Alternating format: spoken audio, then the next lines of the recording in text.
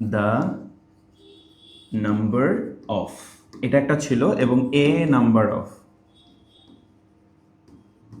Okay, the number of এবং a number of, তো এরা কিন্তু একটা সেন্টেন্সের সাবজেক্ট হতে পারে। এটা আমরা সাবজেক্ট ভার্ব এগ্রিমেন্টে দেখেছিলাম বা শিখেছিলাম। সো দ্য নাম্বার অফ এবং এ নাম্বার অফ, এই দুটো দিয়ে আসলে আমরা কি বুঝাই, এটা আগে বাংলাটা আসলে বুঝো, তোমাকে কিন্তু বাংলাটা আগে বুঝতে হবে। হ্যাঁ, তাহলে দেখো, দ্য নাম্বার অফ দিয়ে আমরা যে কোনো একটা সংখ্যাকে বুঝাই, যে সংখ্যাটি। হ্যাঁ, ফর এক্সাম্পল সংখ্যাটি। ওকে, ধরো একটা জায়গায় 30 জন মানুষ আছে। হ্যাঁ, 30 জন, কয়জন বললাম আমি? 30 জন। তাহলে এই যে 30, এটা একটা সংখ্যা না? সো আমি বলতেছি যে সংখ্যাটা অনেক বড় বা সংখ্যাটা অনেক ছোট। ধরো 30 জন আছে, এর জন্য আমি বললাম সংখ্যাটা অনেক বড়।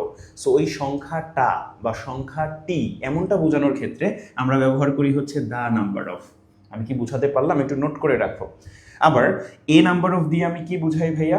যখন একটা গ্রুপ থাকে যেখানে একের অধিক কি আছে, পিপল আছে বা মানুষ আছে বা অন্য যে কোনো কিছু আছে। হ্যাঁ, সো এই যে এ নাম্বার অফ দিয়ে কিন্তু ওই গ্রুপটাকে আমি বুঝাই। ওকে, একটা স্পেসিফিক গ্রুপটাকে বুঝাই। সো এর জন্য ওইখানে দেখো, এ নাম্বার অফ এর পরে আমি এখানে এ নাম্বার অফ, এরপরে কিন্তু কখনোই পেন বলতে পারবো না, যেহেতু নাম্বার অফ তার মানে এখানে থাকবে অবশ্যই একের অধিক। সো এ নাম্বার অফ এর পরে কিন্তু আমরা এইভাবে পিপল ব্যবহার করতে পারি অথবা পেনস ব্যবহার করতে পারি, যেটাই হোক।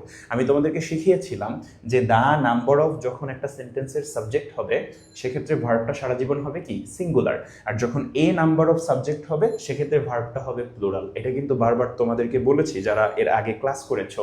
তাহলে এবার একটু তোমরা বলো তো ভাইয়া, যে the number of unemployed people dash increasing, এখানে যে আমার একটা লাগবে কি বলতো, অক্সিলিয়ারি ভার্ব। ওই অক্সিলিয়ারি ভার্বটা এখানে 4টা আছে, কোনটা হবে?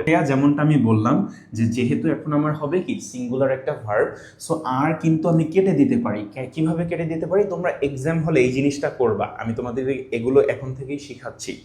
এক্সামে যখন ভর্তি পরীক্ষাটা দিতে যাবা, তখন ডিরেক্ট যেটা তোমার মনে হবে অ্যান্সার, ওইটাকে সিলেক্ট করবা না। দেখবা যে 2-3টা অপশনস এমন থাকবে যেটা দেখেই তোমার মনে হবে ভুল, ওগুলোকে আগে কাটো। হ্যাঁ, সো আমি আর কে কেটে দিতে পারি। এরপরে দেখো ওয়্যার কে কেটে দিতে পারি। কেন ওয়্যার কে কেটে দিতে পারি? বিকজ দ্য নাম্বার অফ, এটা কি আমার সিঙ্গুলার সাবজেক্ট। সো হ্যাভ কেও কেটে দিতে পারি। দেখো আমার অটোমেটিকলি কিন্তু অ্যান্সারটা বের হয়ে গেল, আমার জানাও লাগলো না যে আসলে ইজ এখানে অ্যান্সার। কারণ আমি তো জানি যে দা নাম্বার অফ হচ্ছে আমার কি সিঙ্গুলার সাবজেক্ট, সিঙ্গুলার ভার্ব দরকার, প্লুরাল যেখানে যেখানে আছে ওইটা আমি কেটে দিব। 3টা কেটে দিছি, অটোমেটিকলি কিন্তু আমার অ্যান্সারটা বের হয়ে গিয়েছে। হ্যাঁ, so this is the way. খুবই খুবই ইজি হয়ে যায় যখন তোমরা একটু বুঝে নিয়ম অনুযায়ী হচ্ছে কি করো, সলভ করো।